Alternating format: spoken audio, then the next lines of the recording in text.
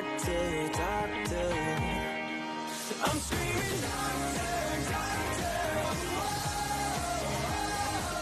And here we are on this Wednesday. It is a beautiful Wednesday, I might add, and it's even better because we get to chat with our favorite family physician, Dr. Stan Anderson. Good morning, Dr. Stan. Hey, Pam. Great to talk to you. I have to say, I am very fortunate right now. My allergies have not caused me any problems, at least that I know of. But I know there are other folks. They're suffering because the weather got warm, aren't they? Yeah, and so right now, the Canton City Health Department has released several different notifications that with the weather spiking, weather getting nicer, we've had already several days where the pollen count for tree allergies, elm, maple, is very high. So a lot of people have been mistaking that they're sick for the allergies that they're having. So earlier than usual, so it's one of those interesting difficulties.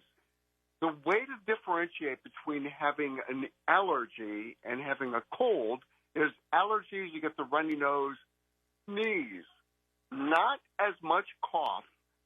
So if there's a lot more sneezing that's involved, then it's usually going to be more allergies. And so, yes, now is allergy time. It's really raising its head, and people with allergies to trees are going to really start noticing it.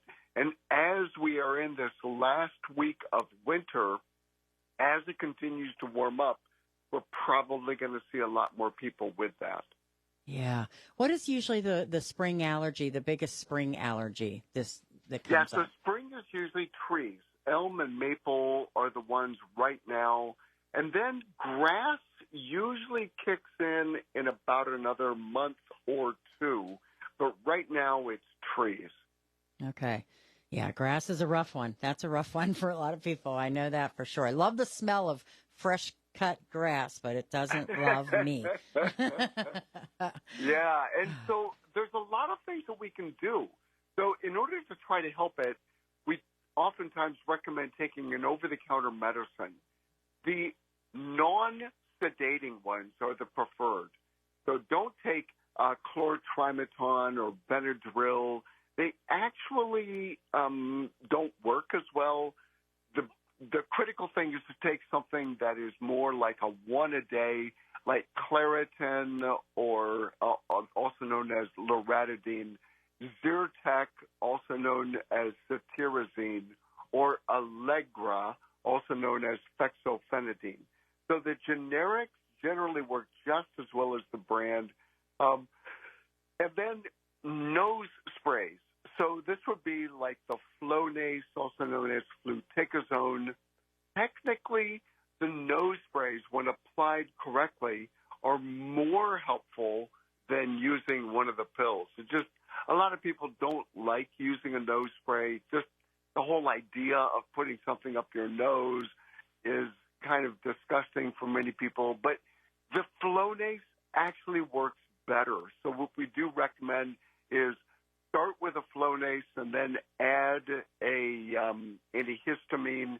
And if you still don't have good enough control, you can get an over-the-counter antihistamine nose spray. So those are also things you can use. The issue is many people are going to have good days and bad days based on the pollen count. You can always see your healthcare provider and consider getting like a Kenalog or a cortisone shot. We can talk about going on Montelukast, which is the generic name for Singulair. That oftentimes helps with allergies and gives people just that edge so that you don't have to be so worried that this season is going to make you feel terrible. Because people with allergies, they're going to be, quote-unquote, sick for a very long time. It's going to be tree allergies normally last until the middle to the end of May. So, yes, it'll be a very long time. Yeah. Ugh. Okay. I hate to think of it. That says it all. That's exactly what we're dealing with. It's just so frustrating. And if push comes to shove and nothing really works well for you, you can always go through allergy desensitization. So getting in to see an allergist, that's one of the things that's very helpful. You can get started on the shots in order to try really to reduce your personal risk. And when people go on vacation, so we're coming up to spring break, and when spring break occurs, many people leave and they go out of town and they go south usually. What they find is their allergies are gone. Yeah. Many people end up moving out of Northeast Ohio, and they find that when they move into other places, their allergies are not nearly as bad. Now, I'm not trying to get rid of people. I'm just saying that people who have allergies to things in Ohio, that when they move out of Ohio for any period of time, they oftentimes feel that they're better. And my allergies were way worse when I was a kid. And I mean, way worse. I had them really bad, like dogwood trees and things like that. Way worse. But, as time went, I did get the allergy shots when I was younger. Yeah, and that really, it might seem kind of extreme for many people that are listening, but quite frankly, it's very safe and it really does work. And our allergies can come and go at any time. I've had somebody in their 90s who developed new allergies in their life. So there is no, get to age 60 and everything's fine. No, it doesn't work that way. Literally, your allergies can come and go at almost any time of your life. And technically, the older that we get, it is more likely that the repeated allergy exposure increases your risk of it getting worse. All right. Well, sadly, it sounds like terrible bad news. I know it's ruining our spring, basically.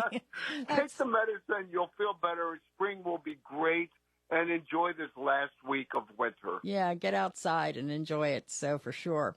Oh, so important. Well, we are out of time, but maybe next week we can talk a little bit more about the Mounjaro and Ozempic and all of that stuff, because it's still out there, boy, and more and more people are talking about it. So that might be a good topic. We'll talk about it next week. Thanks, all right. Pam. Thanks, Dr. Stan. Look forward to seeing you next week. News, sports, traffic, and weather all morning long on your home of local news. News Talk 1480 WHBC, Kansas.